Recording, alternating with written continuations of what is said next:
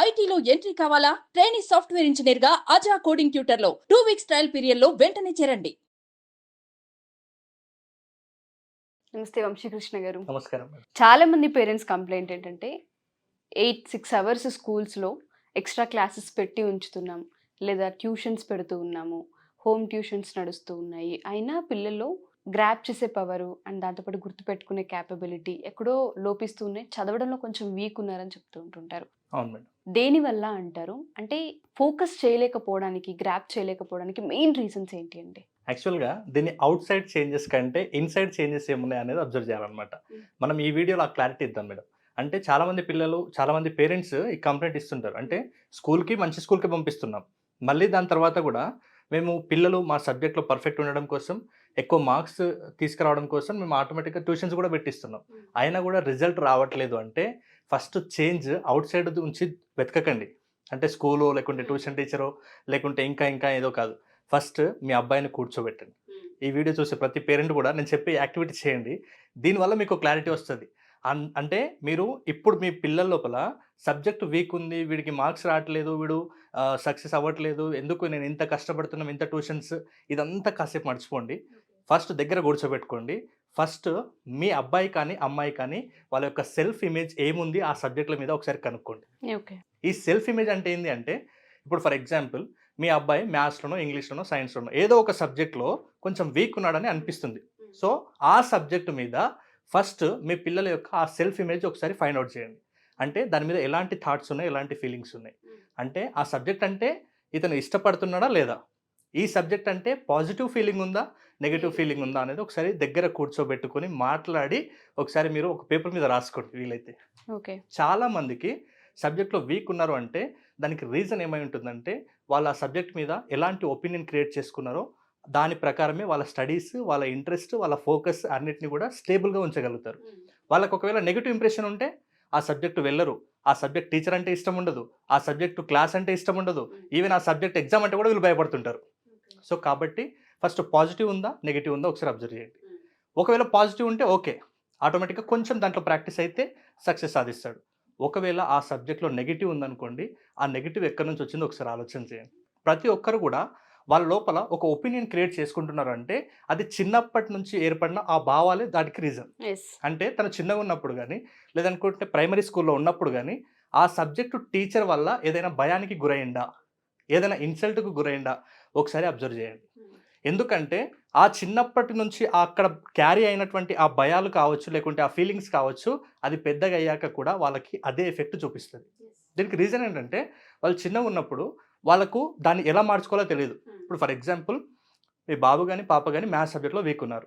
మ్యాథ్స్లో వీక్ ఉండడానికి first primary స్కూల్లో టీచర్ అంటే కొంచెం భయపెట్టించి చెప్తే టీచర్ అంటే భయం వల్ల నేర్చుకోకపోవచ్చు, లేదనుకుంటే తనకు బేసిక్స్ అర్థం కాకుండా వచ్చు, లేదనుకుంటే ఆ టీచరు ఆ క్లాస్లో ఏదో ఇన్సల్ట్ చేసి ఉండొచ్చు. సో ఏదైనా ఉండొచ్చు రీజన్, ఒకసారి అబ్జర్వ్ చేయండి. దాన్ని ఎలా వాళ్ళు రీప్రోగ్రామింగ్ చేసుకోవాలో తెలియక ఇప్పటి వరకు అదే వీక్నెస్లో ఉన్నారు. సో మీ పిల్లల్లో ఆ సబ్జెక్ట్ పట్ల అట్లా నెగిటివ్గా ఒక ప్రోగ్రామింగ్ జరిగింది బ్రెయిన్లో. మరి ఆ ప్రోగ్రామింగ్ అంటే ఏంటంటే, ఫస్ట్ మన బ్రెయిన్లో కాన్షియస్, సబ్ కాన్షియస్ మైండ్స్ అని ఉంటాయి. అయితే ఈ సబ్ కాన్షియస్ మైండ్ అనేది చాలా పవర్ఫుల్ ఉంటుంది. దీని పవర్ ఎలాంటిదంటే, ఇప్పుడు ఫర్ ఎగ్జాంపుల్ మనం సినిమా థియేటర్లో కానీ, లేకుంటే మన ఇంట్లో టీవీలో కానీ, లేకుంటే ఈవెన్ మొబైల్లో అయినా సరే ఏదైనా బాధ కలిగించే సిచ్యువేషన్ వస్తే ఆటోమేటిక్గా మన కళ్ళలో నీళ్ళు వస్తుంటాయి, ఎమోషన్ అవుతుంది. అంటే సీరియల్ చూసినప్పుడు కూడా ఈవెన్ పేరెంట్స్ చూస్తే కొన్నిసార్లు ఏడ్ చేస్తుంటారు. అదొక రియల్ స్టోరీ కాదు, వాళ్ళు నటిస్తారు అట్లాగా. కానీ మన సబ్ కాన్షియస్ మైండ్కి అది నిజమా అబద్ధమా తెలియదు. కాబట్టి ఎమోషన్ మాత్రం వచ్చేస్తుంటుంది. ఈవెన్ మీరు కొన్ని సినిమాలు చూస్తే లైక్ గోరింటాక్ కానీ, ఇలాంటి బేబీలో లాస్ట్ సీన్ కానీ, ఇట్లాంటి సిచ్యువేషన్ చూస్తే ఆటోమేటిక్గా కొంత బాధ వస్తుంటుంది, కొంతమంది ఏడ్ చేస్తుంటారు. రీజన్ సబ్ కాన్షియస్ మైండ్కి ఏది నిజం ఏది అబద్ధం తెలియదు. మీ పిల్లల్లో కూడా బేసిక్లో, ప్రైమరీలో ఇదే జరిగింది. అంటే ఏం జరిగిందంటే, వాళ్ళకు ఫర్ ఎగ్జాంపుల్ ఏదో ఒక మ్యాథ్స్ ఎగ్జామ్ రాసేయడానికి వెళ్ళాడు. అక్కడ మ్యాథ్స్లో వాడు వీక్ ఉన్నాడు. ఆ రోజు మార్క్స్ సరిగ్గా రాలేదు మ్యాథ్స్లో. టీచర్ ఏమనింది, మీ వాడు అన్నింటిలో బాగానే ఉన్నాడు, కాకపోతే ఒక మ్యాథ్స్ ఒకటే కొంచెం వీక్ ఉన్నాడని చెప్పింది. ఇదే విషయము ఫస్ట్ అబ్బాయి దగ్గర చెప్పింది టీచరు. తర్వాత ఇదే టీచరు మళ్ళీ పేరెంట్స్ దగ్గర కూడా చెప్పింది, మీ అబ్బాయికి అన్నింటిలో బాగా వస్తున్నాయి, మ్యాథ్స్ ఒకటి వీక్ ఉంది. ఇప్పుడు పేరెంట్ ఏం చేస్తాడు, ఈ అబ్బాయికి ట్యూషన్ పెట్టించాలి, ఆ అబ్బాయి కొంచెం గెట్ ఆన్ కావాలని పేరెంట్ కూడా చెప్తాడు. మళ్ళీ ట్యూషన్ టీచర్ దగ్గరికి వెళ్ళి, మా అబ్బాయి మ్యాథ్స్లో వీక్ ఉన్నాడు, ట్యూషన్ టీచర్ ఏం చెప్తుంది, నువ్వు మ్యాథ్స్లో వీక్కున్నావు కాబట్టి మ్యాథ్స్ని బాగా పర్ఫెక్ట్ చేయి అంటే ఇన్నిసార్లు రిపీటెడ్గా చేయడం వల్ల సబ్కాన్షియస్కి నిజం అబద్ధం తెలీదు. రిపీటెడ్గా నువ్వు ఏది చెప్తే అది నిజమని నమ్ముతుంది. ఇన్నిసార్లు నువ్వు మ్యాథ్స్లో వీక్ అన్నావు కాబట్టి అది తన సబ్కాన్షియస్ మైండ్లో ప్రోగ్రామ్ అయ్యింది తను వీక్ అని. ఇప్పుడు తను పొరపాటున కూడా ఇది నాకు స్ట్రెంత్ అండ్ సబ్జెక్టు, దీంట్లో నేను పికప్ అవుతాను అనే ఆలోచన తీసుకురాలేడు. ఎందుకంటే దీనికి సంబంధించి ఒక చిన్న యాక్టివిటీ చేపిస్తాను మేడం. ఇప్పుడు మన ఈ స్టూడియోలో మేడం జస్ట్ రెడ్ కలర్లో ఉన్నటువంటి వస్తువుల మీద మీరు ఫోకస్ గుర్తుపెట్టుకోండి. Just 30 seconds.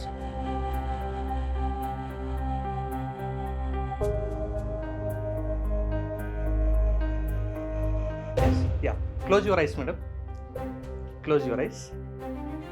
ఎస్, ఇప్పుడు మన స్టూడియోలో బ్లాక్ కలర్గా ఉన్నటువంటి వస్తువులు ఏవో చెప్పండి. మీరు విన్నది కరెక్టే, నేను అన్నింది బ్లాక్ కలర్గా ఉన్నటువంటి వస్తువులు ఏమేమి ఉన్నాయో చెప్పండి అన్నాను. బ్లాక్, అక్కడ యాక్చువల్గా ఒక టాయ్ ఉంది, అది హాఫ్ రెడ్ హాఫ్ బ్లాక్ ఉంది. అండ్ ఇక్కడ మదర్ పోస్టర్ ఉంది, అందులో బ్లాక్ ఉంది. అండ్ అంతేనండి. ఎస్, వెరీ గుడ్ మేడం, సూపర్గా చేశారు. ఇప్పుడు నేనేం చెప్పాను మేడం మీకు? ఫస్ట్ రెడ్ కలర్ వస్తువు మీద ఫోకస్ చేయమని చెప్పాను. మీరు ఐస్ క్లోజ్ చేసుకున్న తర్వాత నేను బ్లాక్ కలర్ వస్తువుల మీద ఫోకస్ చేయమని చెప్పాను. అంటే మీకు ఎన్ని కనిపించాయి? 2 కనిపించాయి. అంతేనా? ఒకవేళ ఈ స్టూడియోలో ఓన్లీ 2 ఉన్నాయి, ఒకసారి చెక్ చేయండి మేడం. లేదు, ప్రతి పిక్చర్లో బ్లాక్ ఉంది, ప్రతి పిక్చర్ లో కూడా ఉంది. ఈవెన్ హెయిర్ కలర్ కూడా బ్లాక్. అవునా? మన ఫ్రేమ్స్, చుట్టుపక్కల ఉన్నటువంటి మొబైల్స్, కెమెరా స్టాండ్స్ ఇవన్నీ కూడా బ్లాక్ కలర్ లో ఉన్నాయి.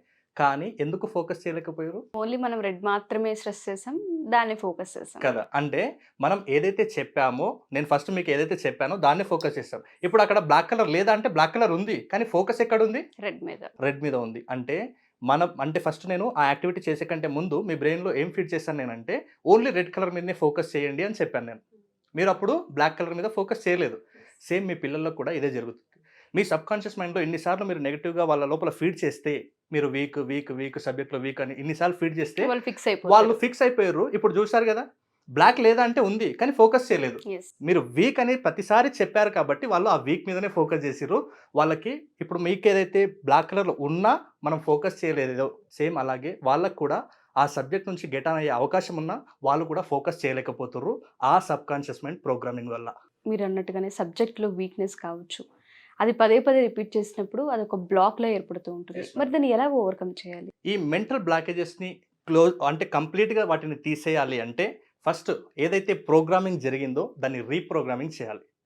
అంటే మనము ఏదైతే వాళ్ళకి నెగిటివ్ ఫీడ్బ్యాక్ ఇచ్చామో ఇన్ని రోజులు ఆ పిల్లల దగ్గర, అలాంటి ఆ ఫీడ్బ్యాక్ని ఆపేసి ఇప్పటి నుంచైనా parents, teachers, even tuition teachers చూసినా సరే పిల్లల్లోకి వీక్ ఉన్నామని కాదు ఫీడ్బ్యాక్ ఇవ్వాల్సింది, ఆ సబ్జెక్ట్లో మీరు గెట్ ఆన్ అవుతున్నారని వాళ్ళకి ఫీడ్బ్యాక్ ఇవ్వండి. అంటే ఆ ప్రోగ్రామింగ్ అనేది ఒక పాజిటివ్ వేలో చేయండి. నెగిటివ్ వేలో చేసినంత వరకు వాళ్ళు ఆ సబ్జెక్ట్ నుంచి ఎప్పుడు కూడా బయటికి రాలేరు. కాబట్టి ప్రతి పేరెంట్ కూడా చెప్తున్నాను, మీరు ఆ సబ్జెక్టు ప్రకారం పిల్లల్ని ఇప్పుడు నెగిటివ్ చెప్తే వాళ్ళ మీద ఎలా ప్రోగ్రామింగ్ జరిగిందో, సో పాజిటివ్ చెప్తే కూడా అలాగే ప్రోగ్రామింగ్ జరుగుతుంది. ఎందుకు? మళ్ళీ గుర్తుపెట్టుకోండి, మన బ్రెయిన్కి, మన సబ్కాన్షియస్ మైండ్కి ఏది నిజం ఏది అబద్ధం తెలీదు.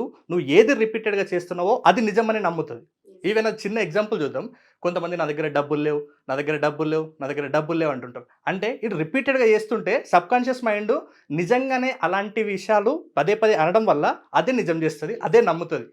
అంటే ఇలా మనం ప్రతిసారి మనం అలా రీప్రోగ్రామింగ్ చేసుకుంటే మన బ్రెయిన్లో రెటిక్యులర్ యాక్టివేటింగ్ సిస్టమ్ అని ఒకటి ఉంటుంది మేడం. ఇది ఏం చేస్తుంటే అలాంటి దానికి సంబంధించినటువంటి ఆపర్చునిటీస్ని వెతికే పనిలో ఉంటుంది. నువ్వు పాజిటివ్గా ప్రోగ్రామింగ్ చేసుకుంటే పాజిటివ్ జరుగుతుంది. నేను ఇప్పుడు మ్యాథ్స్ సబ్జెక్ట్లో వీక్ అన్నారు, మరి ఏం చేయాలి? మ్యాథ్స్ సబ్జెక్ట్లో నేను మంచిగానే మార్క్స్ తెచ్చుకుంటున్నాను, ఐఎమ్ గెటింగ్ గుడ్ మార్క్స్.